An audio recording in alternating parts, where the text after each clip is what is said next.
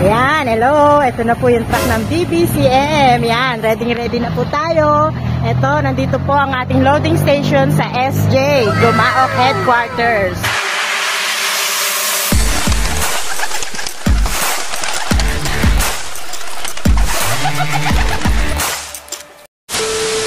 Good day mga ka-EA! Support to this video. Nandito tayo sa Galaan dahil maghahabol tayo ng training. Dahil yung North na training dyan sa BBCM nagsimula na nga mga kalapatids kagabi. Ayan. So shoutout sa mga member na ng BBCM dyan, especially yung mga taga rito sa San Jose del Monte, Bulacan. Shoutout din syempre kay Madam Teresa Ong, yung aming coordinator dito sa area. So yung mga along SJDM, Norsagaray sa Pampalay, iniimbitahan ko kayo na maglaro o magpa-member sa BBCM, especially yung mga taga-Tala, Caloocan. So meron tayong loading station dito sa Gumaok. So para maging member, kailangan nyo lang kontakin si Madam Teresa Ong para sa buong detalye. So kagabi nga meron na silang loading. Ang bitaw niyan Baliwag ata or Balagtas, Bulacan. So tayo, dahil wala pang totally training yung Team North natin, eto, magkukumahog tayo mag-training ng mabilisan para makahabot at para makasampa na nga rin sa training dyan sa BBCM North Race. Ayan. So meron tayo ditong final na line up ng ating Team North. Ayan. So meron tayo ditong 6 na ibon. Actually today is Sunday morning. Meron din tayo existing na training dyan sa SJDM RPA Summer Race na diverted ng South. So yung dalawa nating ibon na si Venom at saka si Natalia bibitawan maya maya lang dyan gawi sa Pitogo, Quezon. Nasa 160 kilometers air distance na rin yun. So parang 3 bitawan na lang ng training, derby na. So possible by next Sunday, first lap derby na. Pero mabilis lang naman yung derby nun, parang 4 laps derby lang. So sana makatawid tayo ng dagat nun kahit Allen Summer man lang o kaya Calbayog. So eto na mga kalapatids, yung ating final line up naman sa ating Team North. No, nandito ibabalik natin ng karera si Japan Dagit kahit sumasakit yung ulo ko sa kanya sa trapping. Babalik natin siya kasi vegan finisher na natin yan. Si Red Batosay na linyada naman ni Batosay mismo, full sibling naman yan ni Lady Mina to, yung ating Javier na finisher nitong kakatapos lang na South. Meron din tayo dito yung half sibling ni Kobe na regalo sa atin ni Idol Madla. So Speedbird yun, plano natin doon, gagawin natin pampuling. Training lang siya hanggang within 150 to 200 kilometers nga lang north and south, no. So pagugulangin natin si Hap Kobe para meron tayong pampuling kasi talagang lihitin mo na pulling winner yung lahi nun. Tapos yung Imbrek Cross Japan Dagit na pinangalan natin na white top. Ayan, no, kulay puti kasi ulo niya. Tapos yung isa, sino pa ba to? Yung Jelema Cross Stop Banrit. Yan, wala pang pangalan yan. Baka meron kayong mga maisasuggest na pangalan sa kanya. Tapos sila Astama na full sibling naman ni Saber, yung ating Calbayog finisher. So lahi pa rin yan nung Javier natin kasi yung foundation bird natin ng Javier na si Weapon X, tatay niya. Ayan, so blood related sila kay Batosay. So yan, for today's vlog, dito tayo magbibitaw sa may bandang kay Pian Road. Nandun yung logo ng I Love SJDMR. Hindi na tayo magbibitaw doon kasi tingin ko mas maganda yung location ng pagbibitawan natin dito. Ayan, meron nga lang dito napakataas na poste ng kuryente. Ayan, actually tore ng kuryente pala, hindi na siya poste. Ayan, so yung motor natin nandun lang sa may gilid. Di ko sure kung private property ba to. Basta nakita ko lang kasi nung nakaraan na napadaan ako dito. Meron dito nagpipicture tsaka parang nagpapahangin kasi nga open area siya. So sa ngayon medyo paputok pa lang si aling araw kaya hindi pa masyadong mainit. Ayan, so dito tayo magbibitaw today. So hindi naman to kalayuan, siguro mga more or less 3.5 to 4 kilometers lang naman to. So start na tayo ng training sa kanila. Toss, self-toss. Possible by bukas baka mag-toss ulit ako Norsagaray, tas Merkules last toss nila Angat Bulacan, tapos magpapasabay na tayo sa track ng BBCM. Ayan, so dito yan sa branch ng San Jose del Monte, Bulacan. Tama po ba yun? Gusto sumali ha, alam nyo na kung sino kukontakin. Ayan, tapos meron pala tayong ipeplex mamaya dahil meron tayong kalapatids na humihingi ng kaunting paggabay, no?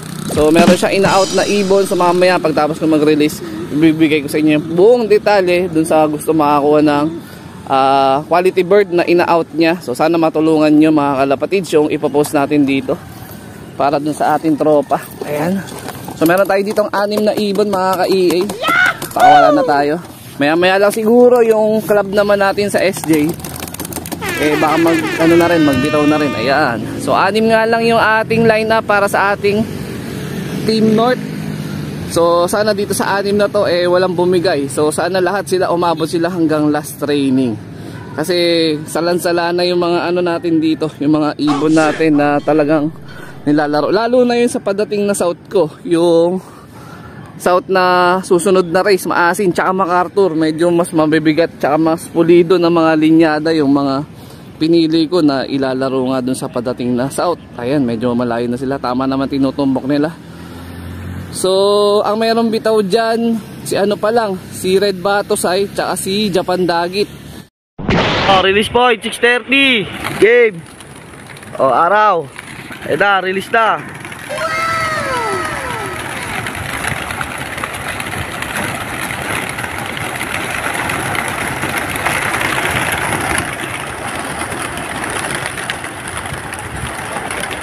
$75 later. Time check, 7:04 AM. So maya-maya na ng konti magpapakain na tayo.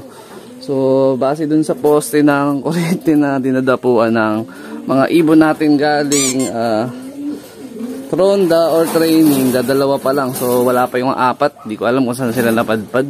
Pero siguro mamaya lang ng konti nandito na yun.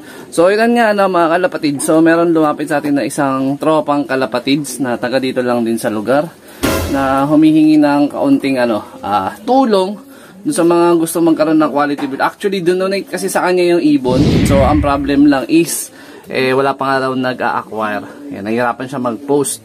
So pwede nyo i-PM direct si Andrew Sarmiento para sa detalye ng ibon na dinonate sa kanya na pang out kung magkano. Ayan. So ako personal magsisend na lang din ako siguro sa kanya through GCash. Meron din akong possible ending or possible pang out. So more or less siguro mga kalahati doon pwede kong i-share sa kanya bilang tulong sa kalapatids natin.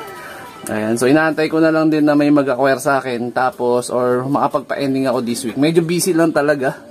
So dun sa mga nais tumulong, ipa-flash ko na lang dyan sa screen yung GCash ni Andrew Sarmiento.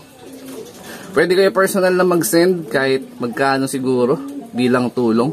Kasi nabalian siya ng balikat, so talagang medyo mahaba-habang gamutan yung mangyayari sa kanya dahil bali daw talaga yung balikat niya. Kaya yung sa screen na lang yung pinaka-result no x-ray niya. Siguro more or less na recovery niyan mga 3 to 5 months pa. Ayan, so pamilyado siya. So nagbabawas na rin siya ng mga ibon sa loob bilang panggastos. Ayan, kasi syempre meron siyang binubuhay na anak. Tapos asawa. So yan, tutulungan din natin siya. So dun sa mga mabubuti ang puso ng mga kalapatids natin yan, syempre pwede kayong mag-send through GCash. Tapos nag-release na rin yung club namin dyan sa may Pitogo, Quezon. Ayan, so mamaya pa siguro yun possible kasi 160 kilometers nga yun. So mga more or less mga alas 11 pauwian natin o mga 10:30 siguro. 1, 2, 3, release! Alright! Good morning po mga ka-BBC! Ayan po ang mga ibon po natin!